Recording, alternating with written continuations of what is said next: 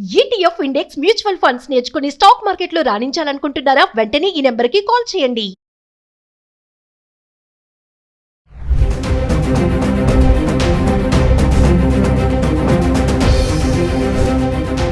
నమస్తే, welcome back to Suman T. ప్రస్తుతం మనతో పాటు ఉన్నారు అనలిస్ట్ మందరి కృష్ణారెడ్డి గారు. నమస్తే సార్. నమస్తే అమ్మా. సార్, యునైటెడ్ కింగ్డమ్ అది వీసా రూల్స్ని మార్చేసిందంట. అంటే దీనికి అర్హతలు ఏంటి, అసలు ఎందుకు రూల్స్ మార్చారు, దీనికి ఎవరు బాధ్యులు అవుతారు అంటే ఈ వీసా మార్పుల వల్ల? వీసా మార్చడం అంటే మామూలుగా బుక్ రూపంలో వచ్చేటువంటి వీసా, స్టిక్కర్ రూపంలో ఉండేటువంటి వీసాని బదులుగా ఈ వీసాని, ఎలక్ట్రానిక్ వీసాని తీసుకొచ్చారు. డిజిటల్ సిస్టమ్ తీసుకొచ్చారు. డిజిటల్ సిస్టంలో ఏమవుతుందంటే, ఇప్పటిదాకా మనకు ఉండే వీసా సిస్టమ్ ఎలా ఉంటుందంటే, యూకే వీసా 6 monthsకో 1 yearకో 5 yearsకో 3 yearsకో ఎంతకాలానికి ఇది ఇస్తారు. దాని ఒక స్టిక్కర్ రూపంలో తీసి ఆ స్టిక్కర్ని మన పేజీలో అతుకు పెట్టేస్తారు. అంటే మన పాస్పోర్ట్లో అతికేస్తారు. అది పాస్పోర్ట్ చూడంగానే ఆ వీసా కనబడుతుంది. ఆ వీసాని మనం ఇమిగ్రేషన్ టైం లోపల తీసుకెళ్ళి మనం ఎయిర్పోర్ట్లో చూపిస్తే దానికి స్టాంపింగ్ వేస్తారు. ఆ తర్వాత అది ఎంతకాలం ఉండాలో దాని ప్రకారంగా ఆ టైం పీరియడ్ దాకా దాన్ని వ్యాలిడిటీ ఇస్తారు. ఇప్పుడు ఇలా చేయడం వల్ల ఏమవుతుందంటే, కొంతమంది మోసపూరితంగా డూప్లికేట్ వీసాలను కూడా తయారు చేస్తున్నట్టుగా కొన్ని బయటపడ్డాయి. రెండోది చిరిగిపోవడం, పాడైపోవడం, నీళ్ళల్లో పడిపోవడం, ఇలా సందర్భాలు, లేదా కాలిపోవడం, ఇలాంటి చాలా సందర్భాలు జరుగుతున్నాయి. వీటన్నిటి నుంచి విముక్తి పొందేటట్టుగా డిజిటల్ వీసా అయితే ఈ ప్రాబ్లమ్స్ అన్నీ ఉండవు. లాగిన్ పాస్వర్డ్ ఒకటి తెలిస్తే మనం దాంట్లోకి ఎంటర్ అయిపోయి మన యొక్క వీసా విధానాన్ని మొత్తం కంప్లీట్గా చూసుకోవచ్చు దాంట్లో. అలాగే మన వివరాలని దాంట్లో పొందుపరచాల్సి వచ్చినప్పుడు కూడా, మనం ఏ యూనివర్సిటీలో చదువుకుంటున్న స్టూడెంట్ అయితే అక్కడ తనకి ఏ రకమైన వీసా దొరికింది, అకామిడేషన్ పరిస్థితి ఏంటి, ఇలాంటి వివరాలని కూడా కావాలంటే దాంట్లో పొందుపరిచే అవకాశాలు ఉంటాయి. ఒకటి, పాస్వర్డ్ జ్ఞాపకం పెట్టుకోవాలి. డిజిటల్ కాపీ ఎప్పుడు ఒకటి మన దగ్గర ఉంచుకోవాలి. ఇవి జాగ్రత్త పడాలి. ఈ పాస్వర్డ్ వేరే వాళ్ళకి చేరకుండా జాగ్రత్తలు తీసుకోవాలి. ఈ వీసాలలో ఉండేటువంటి కొన్ని కొత్త విధానాలు, ఇది మొత్తం యూరోప్ అంతా కూడా అమలు చేసే ప్రయత్నం జరుగుతుంది. యూకేలో మొట్టమొదటిగా దీన్ని అమలు చేయబోతున్నారు. ఈ నెల 15వ తారీఖు, ఈ రోజు నుంచే ఇది అమలు చేయబోతున్నారు. కాబట్టి ఇక్కడ నుంచి భవిష్యత్తులో ఆ పాత విధానాలు పట్టుకొని, పాత వీసాను పట్టుకొని మనం చూడటం కాదు, పాత వీసా ఉన్న వాళ్ళందరూ కూడా కొత్త దానికి అప్లై చేసుకోవాలి. డిజిటల్ వీసా తీసుకోవాలి. ఆ డిజిటల్ వీసాలో చెప్పినటువంటి నిబంధనలన్నీ పాటించాలి. ఆ పాస్వర్డ్ ఎవరికి వెళ్లకుండా మనం జాగ్రత్త పడాలి. డిజిటల్ కాపీ ఇప్పుడు మన దగ్గర ఉంచుకోవాలి. ఈ జాగ్రత్తలు తీసుకుంటేనే సేఫ్గా యూకేలో ప్రవేశించడం కానీ, యూకే నుంచి పని పూర్తి చేసుకొని బయటికి రావడం కానీ జరుగుతుంది.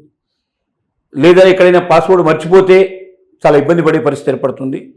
అలాగే డిజిటల్ కాపీ మనం పోగొట్టుకున్నా కూడా ఇబ్బంది పడే పరిస్థితి ఏర్పడుతుంది. ఈ జాగ్రత్తలు తీసుకోవాలి. ఇప్పటిదాకా జరిగింది ఒక ఎత్తు, ఇక జరగబోయేది మరొక ఎత్తు. ఇప్పటిదాకా వీసాలు, ఇప్పటిదాకా ఉండేటువంటి పాస్పోర్ట్ సిస్టమ్ మారిపోయి, పాస్పోర్ట్ అట్లాగే ఉంటుంది కానీ పాస్పోర్ట్లో వీసాని అంటించడం కాకుండా డిజిటల్ రూపంలో ఉంటుంది. ఈ కొత్త జాగ్రత్తలు తీసుకోవాలి. ఆ రకంగా స్టూడెంట్స్ అందరూ కూడా దానికి సిద్ధపడాలి. ఎందుకంటే ఎక్కువ స్టూడెంట్సే పోతుంటారు ఇక్కడ నుంచి. మామూలుగా వెళ్ళేటువంటి వాళ్ళు కూడా ఇది అందరికీ వర్తిస్తుంది. ఒక స్టూడెంట్స్కే కాకుండా ప్రతి ఒక్కరికి ఈ డిజిటల్ వీసా సిస్టమే ప్రాసెసింగ్ మొదలు పెడుతున్నారు. కాబట్టి చదువు రాని వాళ్ళు కూడా కొంతమంది ఉంటారు. వాళ్ళు ఇంకా జాగ్రత్త పడాల్సిన అవసరం ఉంది. మరి పిల్లలు కానీ వాళ్ళు కానీ వాళ్ళకి చాలా జాగ్రత్తగా ఇన్ఫర్మేషన్ అంతా ఇచ్చి ఎలా చేయాలని చెప్పాలి. అంటే ఈ చేంజెస్ అన్నీ కూడా స్టూడెంట్స్కి, అక్కడ జాబ్ చేసే వాళ్ళకి కానీ అందరికీ వర్తిస్తుంది. ఎవరికైనా అందరికీ వర్తిస్తుంది. స్టూడెంట్స్ కానీ ప్రత్యేకంగా కాదు, అందరికీ డిజిటల్ వీసా సిస్టమ్ తీసుకొస్తున్నారు. అంటే ఇంతకుముందు బుక్ రూపంలో ఉండి, స్టిక్కర్ రూపంలో ఉండి, వీసా అతికించి స్టాంప్ కొట్టే పద్ధతి కన్నా ఎంట్రీ చేసి ఆ ఎంట్రీని డీటెయిల్స్ అన్ని దాంట్లో పెడతారు. అంటే ఎన్నిసార్లు వచ్చారు, ఎన్నిసార్లు వెళ్ళారు, ఏం సంగతి. ఇప్పుడు ఇక ఎక్కువ పాస్పోర్ట్స్ వేస్ట్ చేసుకోవాల్సిన అవసరం ఉండదు. ఒక పాస్పోర్ట్ నిండగానే ఇంకో రెండో పాస్పోర్ట్, మూడో పాస్పోర్ట్ ఇట్లా తీసుకోవడం అనేది అలవాటు అవుతుంటుంది. ఎందుకంటే ఎక్కువ ఉండవు, పాస్పోర్ట్ లోపల పేజెస్ ఎక్కువ ఉండవు. కొన్నిసార్లు ఎక్కువసార్లు ట్రిప్లు వెళ్ళొచ్చినా, ఎక్కువసార్లు వీసా తీసుకున్నప్పుడల్లా స్టిక్కర్ అతికించి ఎక్కువ దేశాలు వెళితే తొందరగా అయిపోతుంది. మళ్ళీ ఇంకో దానికి అప్లై చేసి తీసుకొని మళ్ళీ దాని కొత్త వీసా తీసుకొని వీసా దానికి అతికించుకోవాల్సిన పరిస్థితి ఏర్పడుతుంది. ఇలా కాకుండా ఒకవేళ దాన్ని చిరిగిపోయినా, పాడైపోయినా, అది నిప్పులో పడ్డా, లేకపోతే నీళ్ళలో పడ్డా, ఇంకో రకంగా మనకు ఇప్పుడు పోగొట్టుకునే పరిస్థితి కూడా ఉండదు. వీసా పోయింది ఎలా అని చెప్పి వెతుక్కోవాల్సిన అవసరం లేదు. మనకు అన్ని డీటెయిల్స్ దాంట్లో డిజిటల్ రూపంలో ఉంటాయి కాబట్టి పాస్పోర్ట్ జ్ఞాపకం ఉంటే దాన్ని ఓపెన్ చేసేసుకొని మనం దాన్ని చెప్పొచ్చు. మన దగ్గర డిజిటల్ కాపీ ఉంటే కూడా దాన్ని చూపించడానికి మనకు అవకాశాలు ఉన్నాయి. కొత్త తరంకి దాని కొత్త విధానాలకి Yes. మనం అలవాటు పడాల్సిన అవసరం ఉన్నది. ఎందుకంటే సమాజం మారుతుంది, ప్రపంచం మారుతుంది, డిజిటల్ యుగం వచ్చేసింది కాబట్టి ఇంకా పాత ఆలోచన కాకుండా కొత్త ఆలోచనలకి మారాల్సిన అవసరం ఉంది. ఎవరికైనా అది సరిగ్గా రాకపోతే నేర్చుకోవాలి, తరపిది పొందాలి. లేక అలాంటి వాళ్ళు ప్రయాణం చేస్తున్నప్పుడు వాళ్ళ వెంట చదువుకున్న వాళ్ళు, తెలిసిన వాళ్ళు కూడా ఉండి ఆ ప్రయాణాన్ని పూర్తి చేయాలి. ఎస్, అంటే టెక్నాలజీ పరంగా అప్డేట్ అవ్వడమేనా సార్ ఇది? మామూలుగా ఇమిగ్రేషన్ విధానంలో ఈ డిజిటల్ విధానం తీసుకురావడం అప్డేట్ అయ్యింది. అప్డేటు కొత్త విధానానికి అలవాటు పడడం, కొత్త Yes. సమాజానికి, కొత్త పద్ధతికి, కొత్త ప్రపంచానికి అలవాటు పడడానికి ప్రయత్నం చేయడం, సేఫ్టీ మెజర్స్ తీసుకోవడం. ఎస్. ఎందుకంటే అలాంటి పాస్పోర్ట్స్, వీసాలు ఎవరు దొంగిలించడానికి అవకాశం ఉంటుంది. ఇప్పుడు మనం చూస్తున్నాం చాలా దేశాల్లో వెళ్తే వాళ్ళ పాస్పోర్ట్ లాగేసుకుంటారు, వాళ్ళ వీసా లాగేసుకుంటారని. ఇక ఇప్పుడు దీంట్లో అట్లాంటి అవకాశాలు ఉండవు. ఎస్. ఎందుకంటే అది డిజిటల్లో భద్రంగా ఉంటుంది కాబట్టి ఆ డిజిటల్ జ్ఞాపకం పెట్టుకుంటే మనం ఆటోమేటిక్గా దాంట్లోకి వెళ్ళడానికి మనకు అవకాశం ఉంటుంది. అది పోయినా కూడా మనకి పోతుందన్న భయం లేదు, బెంగ లేకుండా మనం హాయిగా జీవితాన్ని కొనసాగించడానికి అవకాశాలు ఉంటాయి. Yes, thank you sir.